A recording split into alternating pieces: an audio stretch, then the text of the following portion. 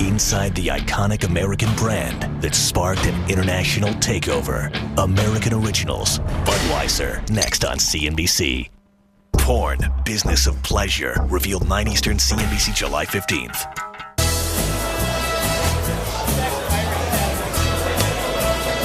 Whether it comes in a bottle, can, or straight from the tap, one thing's for sure. Beer is part of the party. Want some beats? All right. But generations have been raising their glasses to just one brand. It brought us the Clydesdales, the Bud Girls, and the original party animal. Budweiser, the king of beers.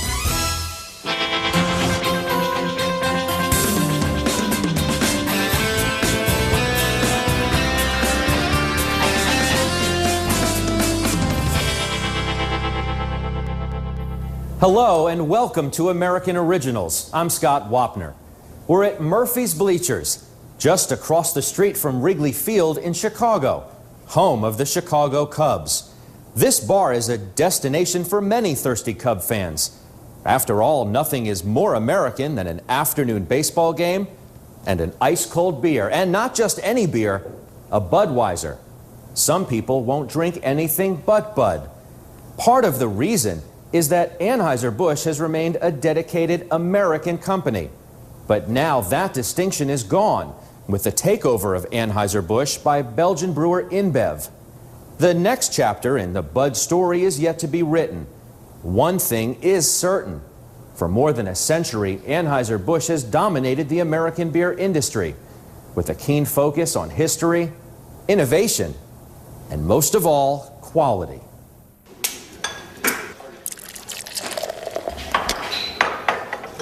Every day at 3 p.m., brewmasters at Anheuser-Busch in St. Louis gather for a round of drinks. But it's hardly time to let loose. This is serious work. They're here to sample fresh batches of Budweiser flown in from the beer company's 12 breweries across the country. It's a great gig with a purpose: to make sure every beer that's popped open or drawn at bars and ballparks across the country has the taste and look beer drinkers have come to know as Bud. Ask beer lovers what a beer should be, and they'll almost wax poetically about it. When it's poured, it should have a thick head that tops off the glass, releasing a slightly floral and citrus aroma. Its golden tint glistens, its clarity an example of brewing perfection. The first sip is clean and crisp, the taste light and refreshing. There's nothing like a cold one on a hot summer day. What we're looking for is consistency. You want a beer that's made in Williamsburg, Virginia to taste the same as St. Louis, to taste the same as Los Angeles, California. Our consumers demand that. Bud's consistency has been winning over beer drinkers for more than a century. It's made Anheuser-Busch the largest brewer in the United States, producing more than 100 million barrels of beer a year. That's 60 million more than Miller, its top U.S. competitor. I think their secret to longevity is really the fact that they're sort of a mix of a company that really considers the brewing heritage to be important, but at the same time takes very seriously the challenges of the marketplace. This is the house in St. Louis, Missouri that Budweiser and Bud Light built through their status as the two top-selling beers in the world. Budweiser, first and foremost, this was the brand that defined American beer and really beer worldwide to a lot of people. People love it, and Budweiser was an enormous success from day one. There are almost no other products in the United States that have such a long history and that have remained so consistently popular with Americans. There's no denying the popularity of Budweiser. For now, CEO August Busch IV leads the $18 billion business. He's the fifth generation of Busch brewmasters, but the company hasn't been family-owned for quite a while. It went public in 1933. Back then, AB had 2 beers. Now, in addition to Budweiser, it brews or distributes more than 200 brands, from Michelob and Natural Light to Great Britain's Boddingtons and Bass Ale.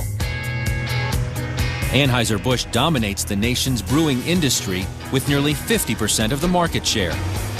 Anheuser-Busch is synonymous with the American beer industry. They are the dominant player. They won the beer wars, and that's why they're sitting where they are today, with no other player really close to them in this industry. But while the king of beers holds court as the nation's largest beer producer, it's seen an alarming and potentially devastating new trend come in with the 21st century. People aren't drinking beer like they used to. In 1988, Anheuser-Busch sold 50 million barrels of Budweiser. In 2007, it sold less than 25 million. In the 60s and 70s, America really embraced mass market products.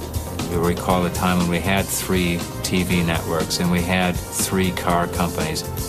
Those days are gone. Today we've got myriad choices in almost every market, including beer.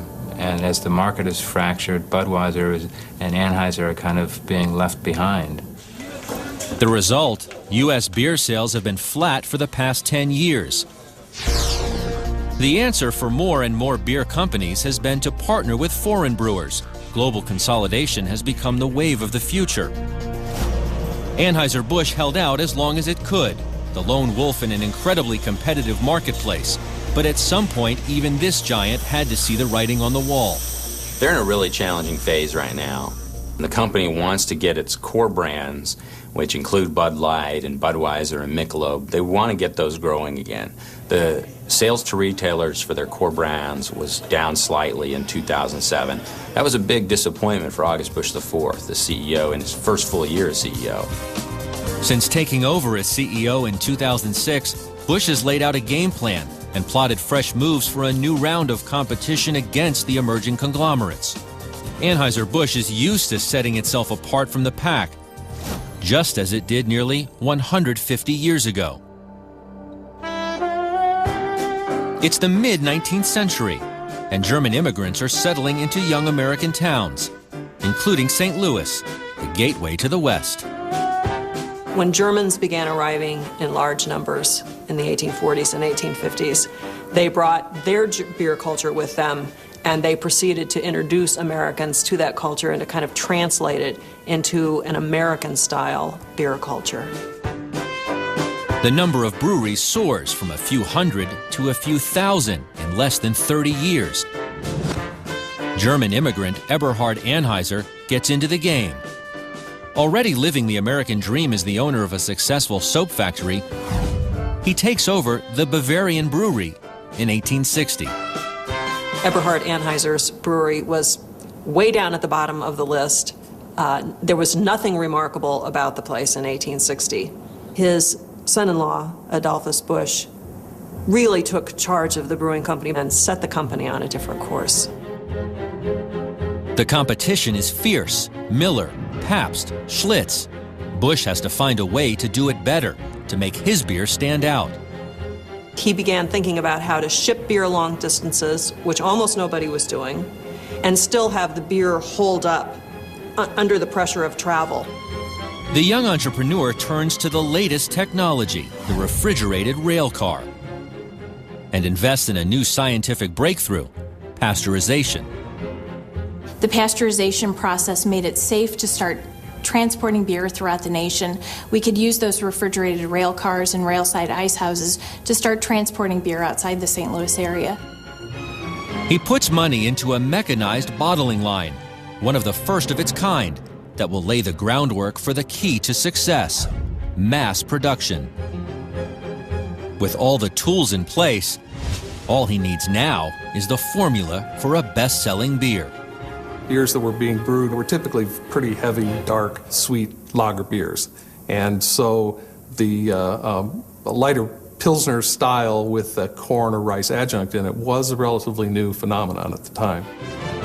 He and his team experiment with different recipes to create a beer that will distinguish itself among the new trend of American lagers. They want just the right combination of barley, hops, rice, and malt. They call their new brew Budweiser, inspired by a beer from the Czech town of Budweis. Budweiser really epitomized that new kind of American lager made with American ingredients, and it was unlike any other beer in the world. With their Great American Lager leading the way, Anheuser-Busch quickly grows from a small no-name St. Louis brewery into a national giant. And by 1898, sells its 500 millionth bottle of Budweiser. The company was so proud of that achievement that they coined Budweiser as the king of all bottled beers. The term king of beers, king of all bottled beers, was something that started in the 1890s and continued to be used today. Coming up, the secret to what makes Budweiser the king of beers. And later, what makes its commercials unforgettable.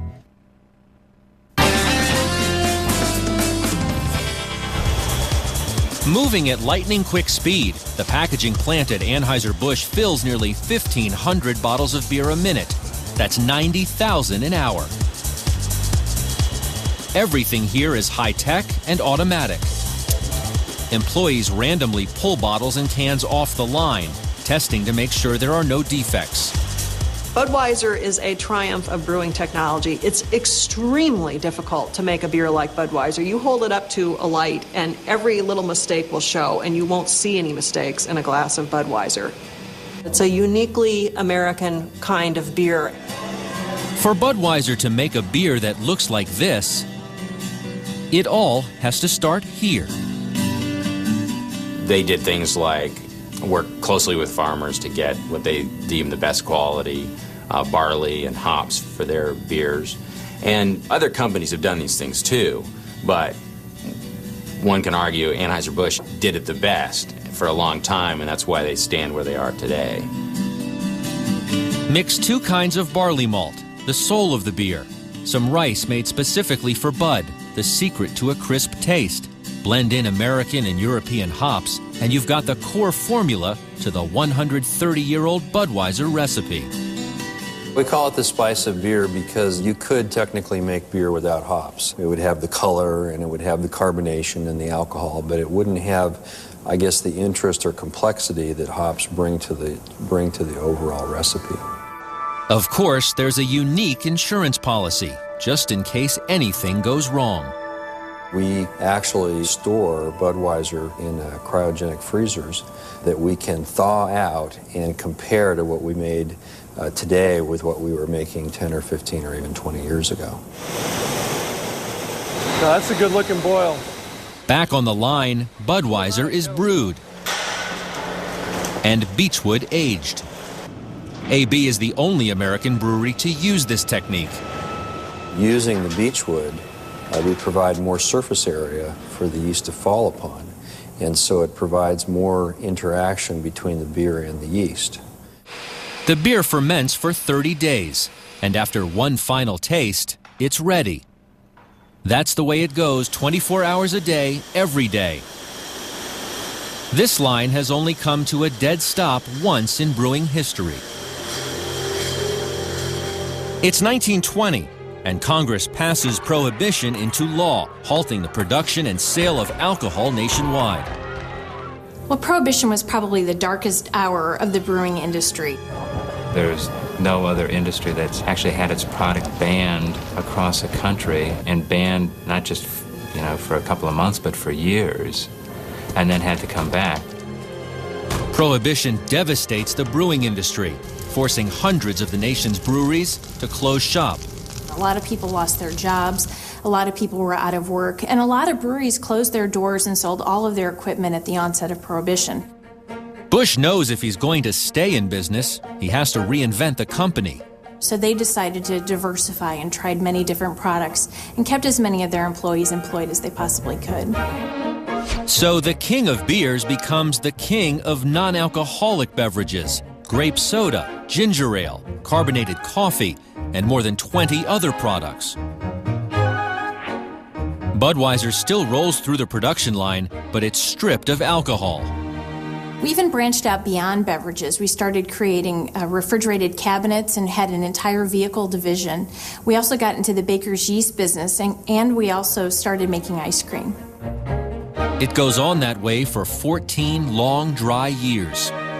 April the 7th is here, and it's a real occasion for thankfulness. Finally, on April 7th, 1933, August Busch Jr. takes to the airwaves to announce what every beer lover in the country already knows. Prohibition is over. There is a song in our hearts. Its happy days are here again. And at the stroke of midnight, his brewery begins rolling out barrels of Budweiser again. To commemorate the occasion, August Busch's sons give him a red antique wagon and a team of Clydesdale horses that deliver a case of Budweiser to the White House. The Clydesdales really became a wonderful symbol. They reminded people of the early days of the brewing industry, and they're such magnificent horses and beautiful red wagon that would, bring beer to people all over the country. They just became an international symbol for Budweiser. Today, Anheuser-Busch owns more than 250 of these magnificent creatures. 5 teams travel the nation, promoting the Budweiser brand. We use those Clydesdales now as a hallmark of the heritage of our company and sort of representing the size and dominance of the Budweiser brand. Next up, Budweiser, the king of Super Bowl advertisements.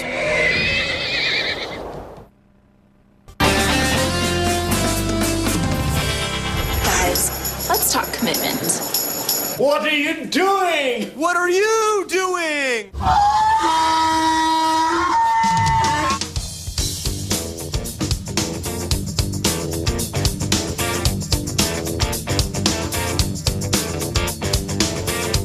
Every year, Anheuser-Busch's marketing machine pours out nearly $500 million in advertising across the country. Hello. These guys took care of that thing, right? That's more than its top 2 U.S. competitors, Coors and Miller, combined. Bud Light. Go ahead. But there's one day a year when the company gets the biggest bang for its buck. Hey, Frogs, I just want to say I hope you enjoyed a big game. Super Bowl Sunday. With a staggering 140 million viewers, the Super Bowl delivers a captive audience of beer drinkers right to the beer makers' hands. The Super Bowl is the one day a year left when America is, it's the last fully communal thing that America does together. For most viewers, the competition is all about football. For the people at Anheuser-Busch, it's all about the ads. With Budweiser, it's make them laugh, make them cry, make them say wow, make them say what a brand. The commercials will play for up to a minute. The airtime for a 30-second spot can cost up to $3 million. No wonder they have to get it right. That's a game where just about every beer drinker in the United States is watching. And their type of advertising they do is perfect for it. Enlarges too.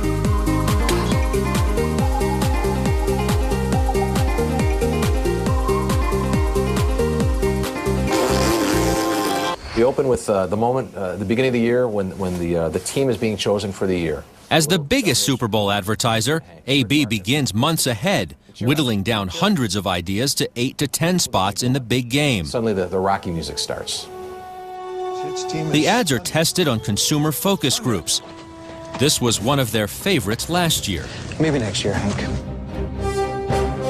Hank, the underdog of Clydesdales, won the Audience Award for Best Super Bowl Commercial. Then these great, heartstrings kind of spots that some of them, they're really emotional. And you just want to, cry. You feel so good.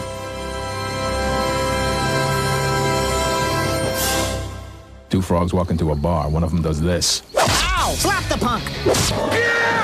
The time, the care, the money, it all pays off.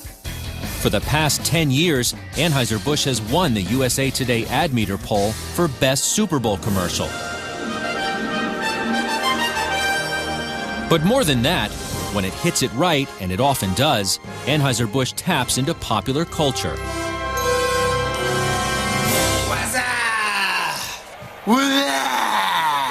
Yo, who's that? What's up? The What's Up campaign in 1999 didn't match the culture. It invents its own.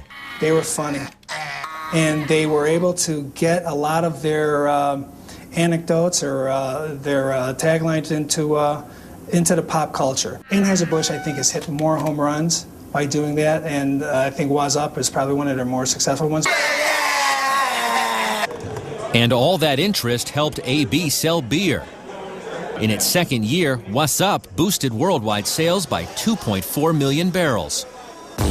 I think what is present in Anheuser-Busch ads is ultimately it's the I get you. I think that's what the consumer says when they see a guy-girl moment or a humorous ad that really pays off and delivers the laugh.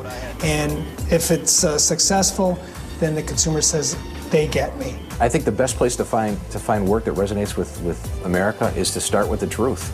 Tap into something. Dude. Everyone says, dude, that's so true. That's what advertisers call talk value, or buzz. Dude. Buzz is what marketing is after these days. If people are talking about your ad, they're talking about your brand. And the talk value is what the marketers are after. And now with the internet, the talk doesn't ever have to stop. Last year, AB's Super Bowl commercials were viewed more than 30 million times on the web. Okay guys, American chicks love the foreign accent. Go. The ads may be popular, but so are they. Budweiser, that's one for the American lager. The Bud Girls. They give out beer and promote the Budweiser brand at events across the country. People love to spend time with their family and friends, and that's what Budweiser is really about, having a good time, the people you care about, things you enjoy. But beer's best marketing tool is television. Ever since the late 40s, when the first sets were sold to tavern owners, it was a beer marketer's dream come true. Choose the bolder, keener tasting ale, Valentine. Wouldn't the cold hams taste good right now? Real gusto in a great light beer. Slick. In 1947, as bars overflowed with customers trying to get a glimpse of the World Series, a long-standing relationship was born. Sports, television, and beer. Where there's life, there's Budweiser. Look for the sign that says Budweiser on draft.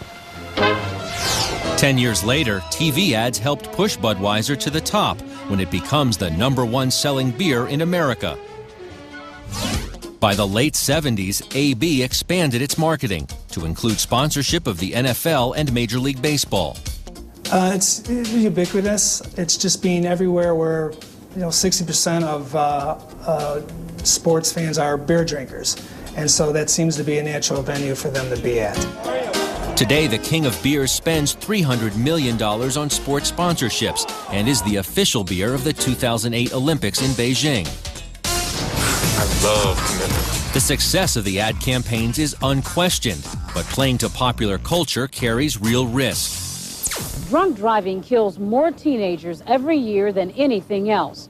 Through the 80s and early 90s, as underage drinking surged and alcohol-related teen deaths made the nightly newscasts, Budweiser ads became a target. You know what this party needs? Spuds McKenzie. First, Spuds McKenzie, the Bud Light party animal, came under attack when the Center for Science in the Public Interest, an advocate group, charged that the character glamorized drinking in a way that specifically targeted young people. AB pulled the ads. 10 years later, it was frogs. In 1996, the organization Mothers Against Drunk Driving issued a public complaint. Alcohol marketers are bombarding our children with characters that look like they belong on Saturday morning cartoons, and it's absurd to think these don't affect our young people. So please, don't drink and drive. AB had already mounted an effort of its own, telling its customers know when to say when. If you've been drinking, pass your car keys to someone who hasn't. Anheuser-Busch led the way with a nationwide campaign promoting responsible drinking. Designated driver. Today, you can find the term designated driver in the dictionary. But back then, it was a concept that was really unknown to Americans and one that they embraced. I'm the designated driver. Anheuser-Busch has spent more than $500 million in the past 20 years on programs aimed at preventing drunk driving and underage drinking.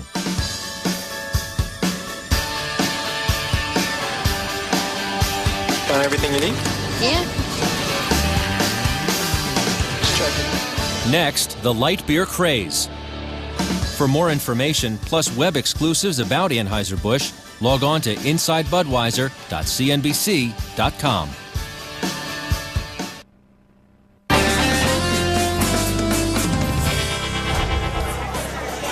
There are light beers, dark beers, spice beers, even beers with fruit, pilsners and porters, ales and stouts. There are more than 130 styles of beer and countless brands on store shelves today, more choices than ever before.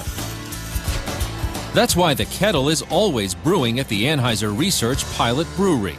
This is entirely unusual because it's bright white. It doesn't have any malt in it. Anheuser-Busch brewmaster Nathaniel Davis is constantly experimenting with different ingredients. We've brewed with spelt and amaranth and triticale. And brewing techniques. You could have totally different temperatures, different amount of water. Looking for the next beer breakthrough. What we do is 100% experimental brewing. We brew either to evaluate ingredients, malt, hops, or new novel ideas for new ingredients that we haven't used yet. This is where Davis and his team came up with Wild Blue, made with blueberries. Stone Mill, brewed with organic malts and hops. Shock Top, spiced with dried orange peel and coriander. There's a huge trend recently in just interest in beer and awareness of beer styles, and that's really changed the way we do things, and people are really accepting of all these great new beers that we're putting out there. The king of beers has learned from experience that a great product and outstanding marketing doesn't give it a lock on the #1 slot. 1975, 100 years after Budweiser is first introduced, and nearly 20 years after it becomes the top-selling beer in America, a newcomer hits the market. Miller Lite debuts. In the late 70s and early 1980s, as baby boomers began to hit their 30s and into their 40s, they also developed passions for good health, jogging, eating more vegetables. Doesn't Miller Lite taste great? Yeah, but I drink it because it's less filling. And counting calories stirs the diet craze. Light beer is a way to cut back. Overnight, light beer becomes the fastest-growing segment of all beer sales, with Miller taking a big bite out of AB's market share. Anheuser-Busch has to weigh in. They tried some other light beers and that are still around today, like Natural Light. They were hesitant about affecting the Budweiser brand by having a Budweiser Light version. In 1982, Bud Light hits the market. It takes 20 years, but by 2004, Bud Light becomes the best-selling beer in the world. It even outsells the king, Budweiser. Bud Light got to be the biggest brand in the world, and it's not an accident. The kind of humor they use to sell it has worked. Ladies, it's the ocean, and it's telling me, But as Bud Light soars in popularity, another challenge is emerging from an unlikely source. People who make their own beer. Many of them working on the West Coast began trying to take their homebrewing skills commercial. And they launched what is called by some the real beer revolution or the craft beer movement and created the microbrewery. In just a few years, new small breweries begin popping up all over the country, offering beer they claim is more flavorful, more interesting than industrial brewed beer. Today there are 1,500 small breweries operating, and sales in the craft beers make up 5% of the overall beer market. It's the fastest growing segment at a time when overall beer sales are faltering. I think Anheuser-Busch is facing the situation that a lot of large companies are that have had these iconic brands over the decades. America's sort of turning away from the brands that brought us all together at the turn of the century, the last century. No one could feel the soaring interest in specialty beer and imports more profoundly than the distributors selling it to bars and retail outlets. And Anheuser-Busch has the strongest distribution network in the country.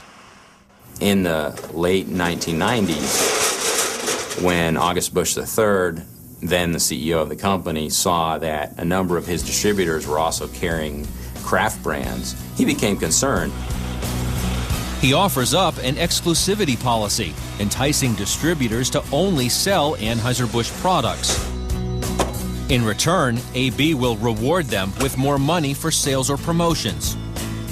But what happened is this craft beer boom, when it really hit, you saw Anheuser-Busch distributors who were only carrying Anheuser products get worried. Some of them said, why am I taking these incentives to remain exclusive to Anheuser-Busch while some of my beer distributor competitors in my local area are picking up these craft brews and really making market share gains in my region. As the popularity of the microbreweries continues to grow, AB has to make the inevitable choice. If you can't beat them, join them. In 2006, it snatches up Rolling Rock, a regional beer on the East Coast. It goes back to its original recipe for Michelob, remarketing its growing family as craft beers. And it buys interest in popular microbreweries like Widmer and Red Hook Ale. We think there's a real opportunity there. We just want to do it the right way, leveraging some of our brand franchises and then investing in some regional brands that make a lot of sense for us. From the light beer craze to the craft beer phenomenon, AB has engineered a way to meet the competition. But what happens when customers stop drinking beer?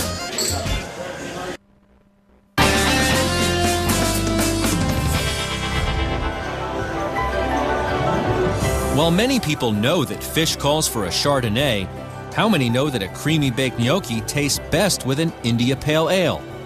Or that a bitter porter is the correct beer for chocolate cake? What we're seeing tonight is that beer really has a place in fine dining. This is a beer dinner, designed to demonstrate the art of pairing not wine, but beer with fine foods. The great thing about beer, I think, is the range. There is literally a different beer for every food situation or entertaining experience. Everything from a light-style American lager, what Anheuser-Busch is probably most famous for, but there are also everything in between there, all the way up to really dark porters and stouts. It's a fun idea, but more to the point, it shows what beer has been up against for the past 12 years. The beer industry is suffering in general, Anheuser-Busch in particular, because the American consumer is drinking less beer. We're not drinking less alcohol.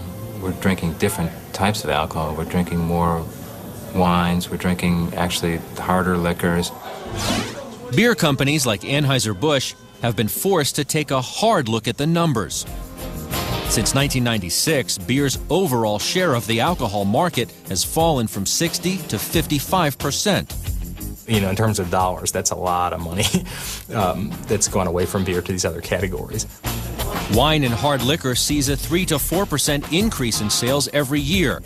In 2005, a cover story in Advertising Age declares beer dead. The catalyst is a Gallup poll on preferred beverages. It's the first time in the poll's history that wine has edged out beer as the drink of choice. I really think beer did have an image problem about 4 or 5 years ago. Beer was rather stagnant. The only thing that was really new and novel going on in adult alcohol beverages was wine, talking about the incredible new varietals coming out and the experiential nature of tasting wine. Add the Sex and the City phenomenon of hip women drinking not beer or even wine, but mixed drinks, and the beer industry has a big problem. That category tends to be very image-driven. It tends to be more youth-driven, more kind of into people who are looking for a certain style, a certain look, a certain feel, almost a fashion accessory. If you look at vodka bottles, they look like perfume bottles, right? I'm gonna grab some Bud Lights. Okay. They have continued to do what beer makers have been doing since the early 1960s, which is treating young men as their main audience. And they have not positioned beer as what it is, a very sophisticated, complicated beverage. Spirits makers, for example, always target their ad campaigns at older adults, and wine makers have definitely done a better job at targeting a larger adult audience. How can beer, which for so long catered to the tough, sports-loving guy, possibly win over the cosmopolitan and Chablis crowd? To battle back, Anheuser executives decide to overhaul beer's image. AB launches an online beer connoisseur program, showing consumers how to perfectly pour beer or how to choose the right beer for the right dining experience. A classic Bavarian-style Pilsner with assertive, noble sauce or Hallertau hops is a lovely contrast to the rich sauce. The hope is that at an event which might normally call for wine or cocktails, an adventurous person might find that beer is what the night calls for. I won't be shy about the fact that we're trying to take wine occasions where people sit down at a certain type of a white tablecloth restaurant and automatically think it's got to be a wine occasion. Why? It doesn't have to be that. And we owe it to ourselves to kind of push the envelope with our styles and make sure we grab some of those occasions back, or maybe try to seize some occasions that we've never been considered for. Foam doesn't just take up space in the glass, it's part of the experience. AB spends millions of dollars trying to convince consumers that beer is just as diverse and refined as wine. But the best way to combat the growth in the spirits industry is to join it. AB comes out with new drinks and flavors to appeal to a younger crowd. They're experimenting a lot with different kinds of boutique spirits brands. So they're trying everything because they really, I think, realize that consumers don't want to just drink one beer. They want to have choices. They want to have variety. A century ago, AB had just a handful of products to sell, with Budweiser leading the way. Today, it has 310. Coming up, a takeover battle, and what could be the biggest challenge ever for America's last national brewery.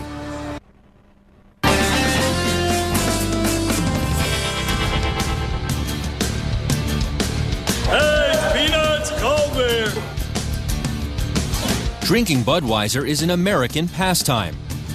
There are some things that just can't be done well without a beer.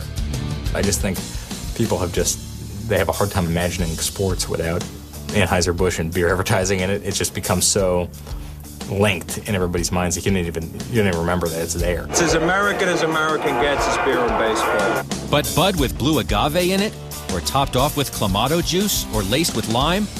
Can a true beer lover enjoy such variations of the king? In the end, it's all about trying to stay ahead of trends. Despite changing taste, beer isn't going away, and neither is Anheuser-Busch. Natural. What do you think? That is awesome. I really like it. Budweiser is the second best-selling beer in the world. The #1 beer? Its offspring, Bud Light. They have tremendous cash flow from their dominant position here in the United States. But that market's growing slowly, while a lot of other markets around the world are seeing beer sales grow much more quickly, and Anheuser-Busch does not have a presence in a lot of those markets. Before InBev came calling, it was sold in more than 80 countries and was a major player in China and Mexico, where it owns half of the brewery that makes Corona. But its international sales no longer measure up to the conglomerates. In 2002, Miller joins forces with the South African Brewing Company to combat stagnant U.S. sales and gain an international foothold. It was the first of the 3 U.S. beer giants bought by an international company. And that set in motion the activity of going out and purchasing as many international companies as possible and expanding distribution all over the world. It was a move that basically triggered a lot of other beer companies to sit up and realize that that was where the industry was headed. SAB Miller is now the largest brewer in the world. The new company is doing well internationally, but growth in the U.S. is still slow. 4 years after Coors merged with Canada's Molson, it's building momentum. In 2007, Coors saw a 25% increase in barrels shipped to retailers. And then came InBev, a conglomerate of European and Brazilian brewers, Interbrew and Ambev, the second largest beer company in the world, with a presence in 130 countries. Anheuser-Busch decided to pass up a number of possible acquisition opportunities. And while they passed up some deals, a few other brewers got bigger than Anheuser-Busch. Anheuser-Busch used to be the world's largest brewer. It's now number 3.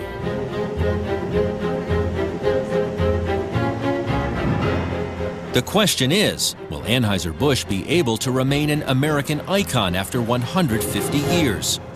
News on Budweiser. InBev, the Brazilian beer company, well, actually Brazilian and Belgian beer giant, is moving closer to making an unsolicited bid for Anheuser-Busch, according to InBev's initial unsolicited bid for the company was $46.3 billion, the biggest takeover bid in the global beer industry's history. The Belgian brewer targeted the king of beers because of the popularity of Budweiser and Bud Light and its dominance in the U.S. market. CEO Anheuser-Busch IV told investors he had his own plan to boost the value of shares, a restructuring he said would pump up profits and cut costs. The family is very proud of being an independent American company, and he has a lot of plans in the future. He has a lot of things that he wants to do on his own to try to broaden Budweiser's portfolio and enter other markets. Before InBev, the brewing giant had poured an additional $70 million into a new advertising campaign for both Budweiser and Bud Light. With a new look, the ads focus on the quality of its beers. We've changed the message to talk a lot more about quality, talk a lot more about the process we go through to make the product. This is Budweiser's unique 7-step brewing process. It's also trying to breathe new life into the slow beer market by attracting a new audience. Do you have a cat? I think in the past we thought the primary target for Budweiser was 21 to 35-year-old males who love sports. And what we've learned is it's a much broader audience. You're seeing a lot more females come into the business. And you're seeing a broader audience as the population in the United States is aging. So we're finding that we have to find ways to appeal to a much broader group of people. On a hot day, you really don't have a dark, heavy beer, but if you want a light, more refreshing beer, that's why you drink that. The fact that they have been able to maintain the recognizability of the brand and the affection that people have for the brand says a lot. It's the king of beers. It's the best beer there is. I started drinking Budweiser when I was 21 and been a drinker since. It really represents America in that way. It's like a Coca-Cola. Something that grew up in America, got big in America. But now the company whose roots are firmly planted in St. Louis and run by 5 generations of the Busch family finds itself at the crossroads. Budweiser carries with it symbols of heritage and history and a passion for beer that Anheuser-Busch has had since the 19th century. It's an iconic American brand. It turns out InBev's offer, increased to $52 billion, was too good for Anheuser-Busch to pass up. The new company, called Anheuser-Busch InBev, instantly becomes the world's largest brewer, with Budweiser as its flagship brand. The hope is that the great American lager will now become a global powerhouse. Clearly, times are changing for this iconic beer maker. But even with a new foreign owner, the king of beers remains, undeniably, an American original. I'm Scott Wapner. Thanks for watching.